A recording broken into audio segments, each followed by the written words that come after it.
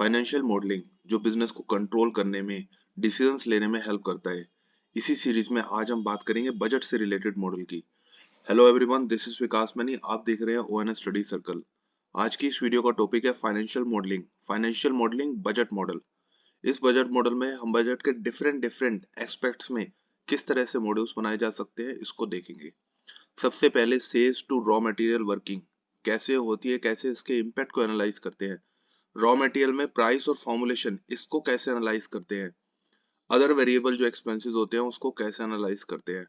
Margin calculation अगर उसमें flexibility चाहते हैं तो उसको कैसे एनालाइज कर सकते हैं। और की इंडिकेटर और एजम्पशन समरी कैसे बनाई जा सकती है इसको भी हम देखेंगे। So let's start the video. सबसे पहले बात करते हैं raw material working in relation to sales. इसके लिए देखिए, सबसे पहले स्ट्रक्चर को समझते हैं। इस तरह का स्ट्रक्चर आप डेवलप कर सकते हैं। सबसे पहले हम देखते हैं कि सेल्स से रॉ मटेरियल कैसे कैलकुलेट किया जा सकता है। अब देखिए, जो मार्केटिंग डिपार्टमेंट है वो अपने एक्सपीरियंस के बिहाफ पे ये कम्युनिकेट कर देता है टीम को, अदर डिपार्टमेंट्स को, कि कितनी सेल वो एक पर्टिकुलर मंथ, एक पर्टिकुलर ईयर में कर सकते हैं। क्योंकि उनको कस्टमर के पास इंफॉर्मेशन होती है, उनको पता होता है कि इस मंथ तक हम इतनी सेल कर सकते हैं। तो प्रोडक्ट वाइज वो सेल की वर्किंग आपको दे सकते हैं कि इतनी सेल वो कर सकते हैं। और हर प्रोडक्ट का बिलिंग रेट अवेलेबल होता है, तो मल्टीप्लाई करके आप नेट सेल वैल्यू कैलकुलेट कर सकते हैं। अब देखिए, एक मार्केट रिजेक्शन परसेंटेज होती है। पता है कि अगर 100 प्रोडक्ट मार्केट में बेचेंगे, हो सकता है 4-5 प्रोडक्ट जो है वो वापस आ जाए। तो मार्केट रिजेक्शन परसेंटेज लेट से 5% है प्रोडक्ट ए में।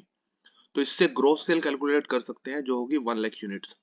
ये कैसे कैलकुलेट हुआ? अब देखिए, ये जो 95,000 यूनिट्स है, ये 5% रिड्यूस करके है। दैट मीन्स ये 95% है। तो 95,000 डिवाइडेड बाय 95%। जब भी आप वर्किंग करते हैं उसमें अगर कोई फॉर्मूला को आप समझाना चाहते हैं तो बेटर है कि कैलकुलेशन समरी के लिए एक अलग से सेक्शन बना के आप उसको मेंशन करें। जैसा आप देख सकते हैं यहाँ पर ये फॉर्मूला डिनोटेड है। तो ग्रोस सेल आपने कैलकुलेट कर ली। उसके बाद फैक्ट्री रिजेक्शन, ये जो है ये 98% है, क्योंकि 2% जो है फैक्ट्री रिजेक्शन। इस हिसाब से आपकी ग्रोस प्रोडक्शन कैलकुलेट हो गई। यहाँ आपने ग्रोस प्रोडक्शन मेंशन करी और raw material cost per unit आपके पास अवेलेबल है। ये कैसे कैलकुलेट होती है raw material cost per unit, इसको अगली स्लाइड में हम देखेंगे। Raw material cost per unit इसको मल्टीप्लाई करके आपके पास product wise raw material cost आ गई। अब ये जो रॉ मटेरियल कॉस्ट आई इसको आप रिलेट करेंगे नेट सेल से। इससे आपके पास परसेंटेज आ जाएगी। नेट सेल से इसलिए करते हैं क्योंकि अल्टीमेट जो पर्पस है वो है सेल करना। रॉ मटेरियल से आप प्रोडक्शन करेंगे, प्रोडक्शन से मार्केट में भेजेंगे, ग्रोस सेल। उसके बाद कुछ रिजेक्ट होके कितना अल्टीमेट नेट सेल होता है। तो कितना रॉ मटेरियल यूज करने पे अल्टीमेट कितनी नेट सेल हो रही है इसको आप देखेंगे। तो इसको परसेंटेज में देखेंगे, जैसे raw material percentage to net sale. उसके बाद आप किसी भी मंथ से, जैसे लास्ट मंथ से या फिर एवरेज ऑफ लास्ट 3 मंथ्स, उससे कंपेयर कर सकते हैं। 1-2% का जो फ्लक्चुएशन है वो नॉर्मल है, बट अगर कोई बहुत ज्यादा डिफरेंस आता है तो इसको आप डिटेल में स्टडी करेंगे। क्योंकि रॉ मटेरियल में अगर सिग्निफिकेंट डिफरेंस होगा और रॉ मटेरियल टोटल कॉस्ट का बहुत बड़ा पोर्शन कैरी करता है, तो अल्टीमेटली प्रॉफिट पर उसका सिग्निफिकेंट इम्पैक्ट आएगा। तो अगर किसी प्रोडक्ट में बहुत ज्यादा सिग्निफिकेंट डिफरेंस है तो उसको आप स्टडी करेंगे। जैसा हम देख सकते हैं, इस बार रॉ मटेरियल प्रोडक्ट सी में इसकी कॉस्ट आ रही है इन रिलेशन टू सेल 39%। पिछले लास्ट 3 मंथ्स का एवरेज देखें तो 32%। 7% का डिफरेंस, ये बहुत ज्यादा है। इसके क्या रीजन हो सकते हैं? पॉसिबल रीजन हो सकते हैं जैसे प्रोडक्ट में कोई चेंज हुआ है, प्रोडक्ट को बनाने के मेथड में कोई चेंज हो गया, कोई यील्ड में कुछ चेंज हुआ, कोई मशीनरी में कोई चेंज हुआ है, उनके स्ट्रक्चर में कुछ चेंज हुआ है। जो भी रीजन है इसका आप पूरी रीजनिंग प्रिपेयर करेंगे। तो इस तरीके से सबसे पहले आप प्रोडक्ट वाइज एनालाइज कर सकते हैं। उसके बाद इसको आप देखेंगे टोटल में। जैसा हम देख रहे हैं, टोटल सेल कितनी है इस मंथ की, रॉ मटेरियल कॉस्ट कितनी है, raw material cost percentage to net sale कितनी है। जैसा हम देख पा रहे हैं इस महीने में है 39.52। पास्ट मंथ में अगर 35 थी, तो दैट मीन्स इस महीने लगभग लगभग अगर हम देखें तो 4 से 5% बढ़ी हुई है। तो इसके रीजन को आप स्टडी करेंगे, उसको मेंशन करेंगे अपनी रिपोर्ट में। अगर पास्ट मंथ 2 में देखें, तो इसमें अगर हम देखें तो रॉ मटेरियल कॉस्ट में सेविंग आई है in relation to net sale. तो इसको भी आप स्टडी करेंगे कि ऐसा है तो क्यों है।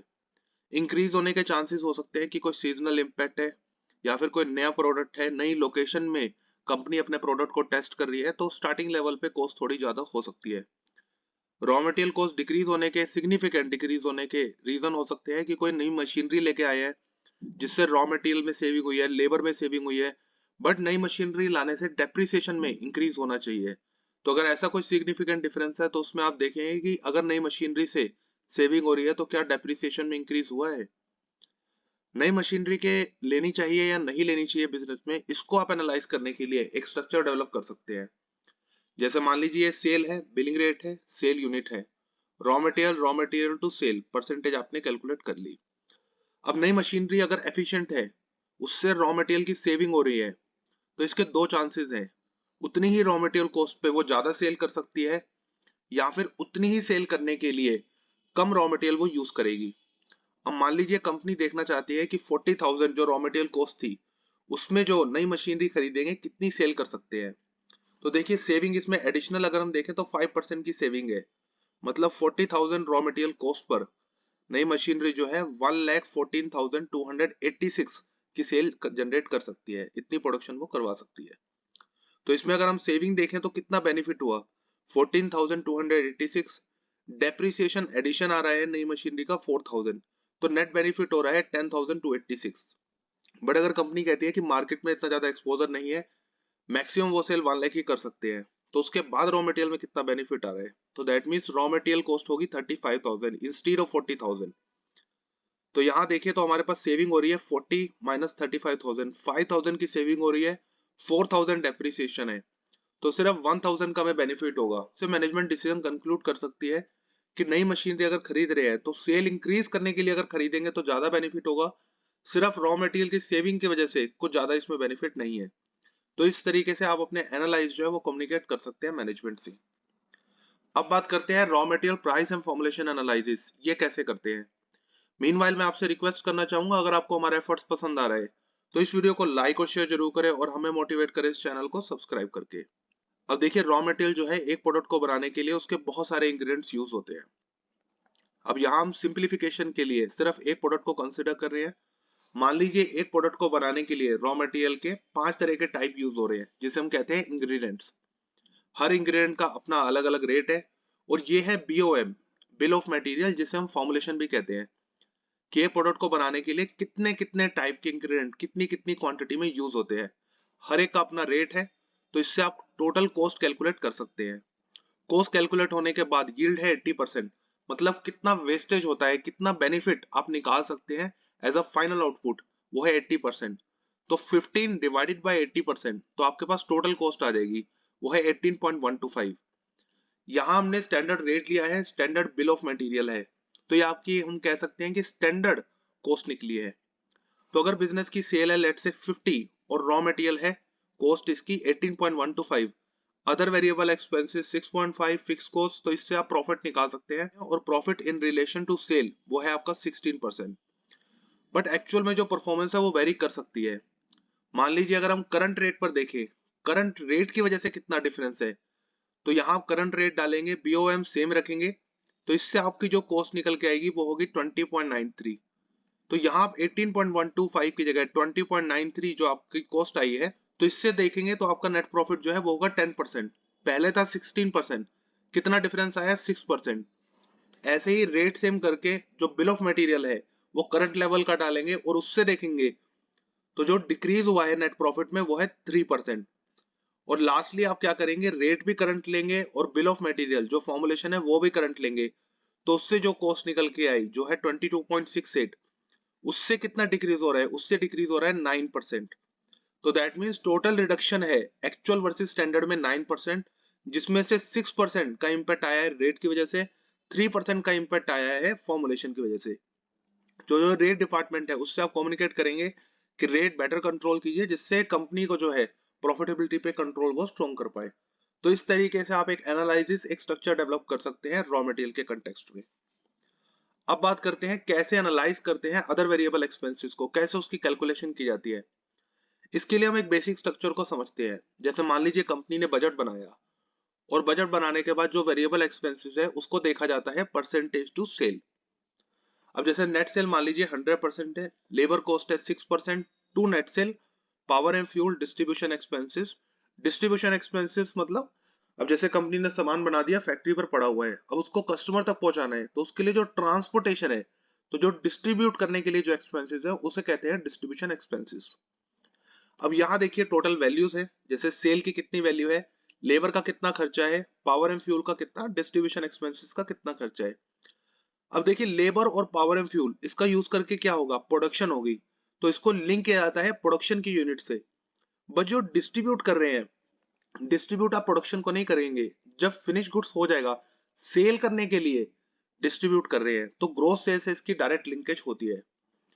अब जैसे मान लीजिए लेबर का रेट है 8 रुपीज, पावर एंड फ्यूल का 6, डिस्ट्रीब्यूशन एक्सपेंसेस का 8.2, और इसमें आपके पास इनकी वैल्यूज अवेलेबल है जो हमने यहाँ देखी थी।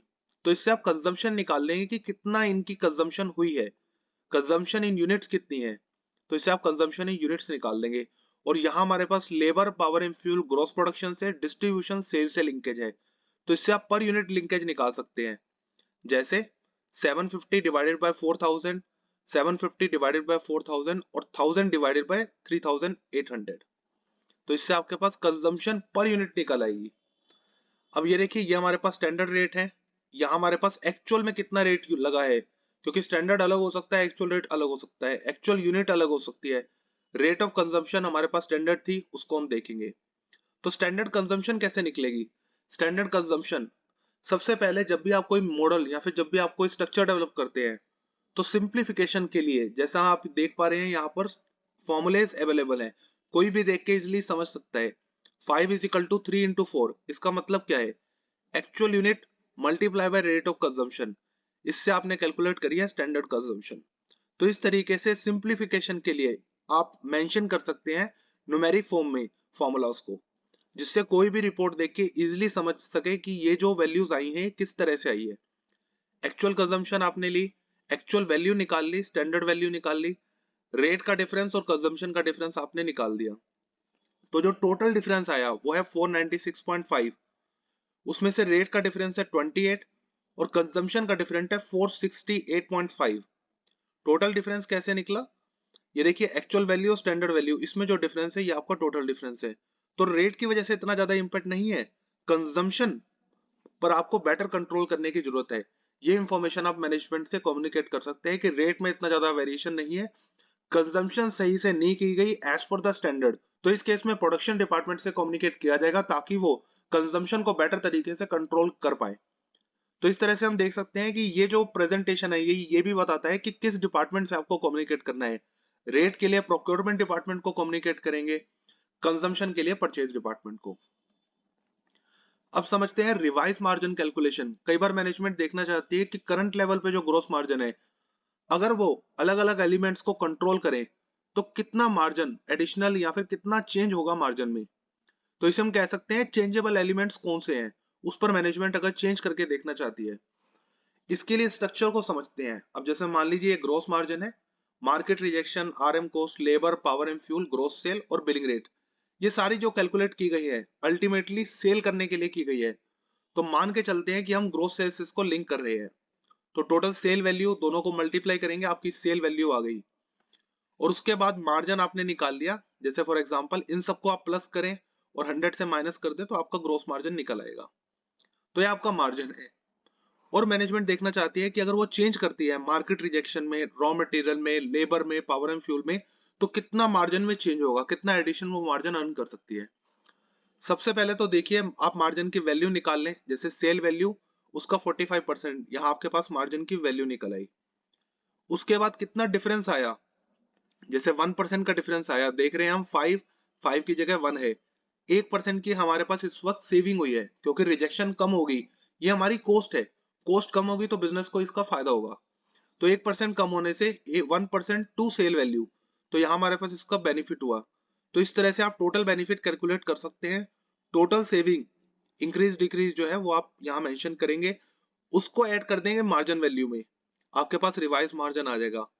उसके बाद आप एक सिंपल कैलकुलेशन कर सकते हैं कि 45%, फॉर एग्जांपल प्रोडक्ट 1 में 45% है इतनी मार्जिन वैल्यू पे, तो इतनी रिवाइज मार्जिन वैल्यू पे कितना होगा, ये तो ये होगा 46.2। तो इस तरह से आप मैनेजमेंट को प्रेजेंट कर सकते हैं कि इन चेंजेबल एलिमेंट्स को चेंज करके कितना मार्जिन वो देख सकते हैं फ्यूचर के लिए, जिसको वो प्रोटेक्ट कर पाए। अब देखते हैं जो की इंडिकेटर्स और जो एजम्पशन समरी बनाई जाती है वो किस तरह से यूटिलाइज की जाती है टॉप मैनेजमेंट के थ्रू। देखिए टॉप मैनेजमेंट जो है वो कंपनी को एक ओवरव्यू के फॉर्म में भी देखना चाहती है। As compare to last year, as compare to last quarter. मतलब पास्ट परफॉर्मेंस को बजट से एनालाइज करने के लिए क्या किस तरीके से बिजनेस शिफ्ट कर रहा है, उसकी ग्रोथ किस तरह से हो रही है, और बजट बनाने के लिए क्या क्या बेसिक एजम्पशन लिए गए हैं उसको भी वो देखते हैं, जिससे जो कंट्रोलेबल एलिमेंट्स है उस पर वो हाईली फोकस कर सके। अब जैसे इसमें हम देख रहे हैं, ये आपके पास बजटेड ईयर है, लास्ट ईयर की परफॉर्मेंस यहाँ पर है, लास्ट क्वार्टर की परफॉर्मेंस यहाँ पर है। तो सेल में अगर हम देखें लास्ट ईयर से तो 20% का ग्रोथ है, और वहीं अगर हम देखें लास्ट क्वार्टर से तो इसमें भी आपके पास दोनों ही लेवल पर ग्रोथ है। तो यहाँ देखिए 14.3% का ग्रोथ है, यहाँ पर 20% का ग्रोथ है। ग्रोस प्रॉफिट देखें तो लास्ट ईयर से कम है, बट लास्ट क्वार्टर से ज्यादा है। तो लास्ट क्वार्टर से मतलब पिछले कुछ महीनों से क्या ऐसा हुआ जिसकी वजह से ग्रोस प्रॉफिट कम हो रहा है, इसके आप एक रीजनिंग प्रोवाइड कर सकते हैं। वहीं अगर हम earning before interest and tax देखें तो ग्रोस प्रॉफिट कम होने से दोनों ही लेवल पर ईबीआईटी और नेट प्रॉफिट इसका सिग्निफिकेंट इंपैक्ट पड़ा है। तो मतलब अगर ग्रोस प्रॉफिट में क्यों चेंज हुआ, इसको आप डिटेल में एनालाइज करके इसकी एक समरी प्रेजेंट कर सकते हैं। और साथ में ये प्रेजेंट कर सकते हैं कि जो बजट बनाया है, कौन कौन से बेसिक एजम्पशन लिए गए हैं इस बजट को बनाने के लिए। क्योंकि बजट कैसे बनता है, बजट बनता है लास्ट मंथ या फिर जो लास्ट क्वार्टर पर जो बेस है उसको पिक किया जाता है, प्रोजेक्टेड सेल्स है उसको कंसिडर किया जाता है, और फिर जो वेरिएबल्स है, जैसे अगर हम बात करें रॉ मटेरियल की, पावर एंड फ्यूल की, और जो फिक्स खर्चे है जैसे डेप्रिसिएशन, उसमें कितना इंक्रीमेंट कंसिडर किया गया है, क्यों किया गया है, ये सारे जो समरी में प्रेजेंट करते हैं इसे कहते हैं एजम्पशन। जैसे आप मेंशन कर सकते हैं रॉ मटेरियल के लिए रॉ मटेरियल की कॉस्ट कैसे कैलकुलेट की गई है। जो लेटेस्ट फॉर्मुलेशन थी, लेटेस्ट बिल ऑफ मटेरियल, उसमें 5%, जो प्राइस था उसमें 5% का इंक्रीमेंट लिया है, क्योंकि एज पर जनरल ट्रेंड हर साल 5% रॉ मटेरियल की कॉस्ट इंक्रीज होती है। तो इस बार भी आपने कंसिडर किया है। सैलरी जब देते हैं तो हर साल इंक्रीमेंट होता है सैलरी में, तो जनरल इंक्रीमेंट आपने 8% कंसिडर किया है। डेप्रिसिएशन जो है वो इंक्रीज हो गया है, तो इसलिए पर मंथ डेप्रिसिएशन जो है वो 10,000 की जगह 12,500 है। Repair and maintenance cost last month की पीक की गई है, बट उसमें 3% का इंक्रीज किया गया है, क्योंकि बजट बना रहे हैं तो उसमें थोड़ी फ्लक्चुएशन हो सकती है, और एज पर जनरल ट्रेंड अगर 3% का इंक्रीज होता है तो वो आपने कंसिडर किया है। ऐसे ही ट्रांसपोर्ट के खर्चे, फ्यूल के खर्चे 2% और 3% से इंक्रीज करके कंसिडर किए गए हैं। तो इसमें जो टॉप मैनेजमेंट है वो ये देखेगी कि जितना परसेंटेज आपने इंक्रीज किया है क्या वो जस्टिफाइड है या नहीं। इसके लिए वो पास डाटा से उसको कंपेयर करेगी और फिर ये अप्रूव करेगी कि हाँ ठीक है, आपके एजम्पशन सही है, और इस तरीके से आप बजट को प्रोसीड कर सकते हैं। तो आज की इस वीडियो में हमने बजट से रिलेटेड कुछ जो मॉड्यूल्स बनाए जा सकते हैं, जो स्ट्रक्चर बनाए जा सकते हैं जिससे मैनेजमेंट डिसीजन ले सकती है, उसको हमने देखा। I hope you like this video. Thanks for watching.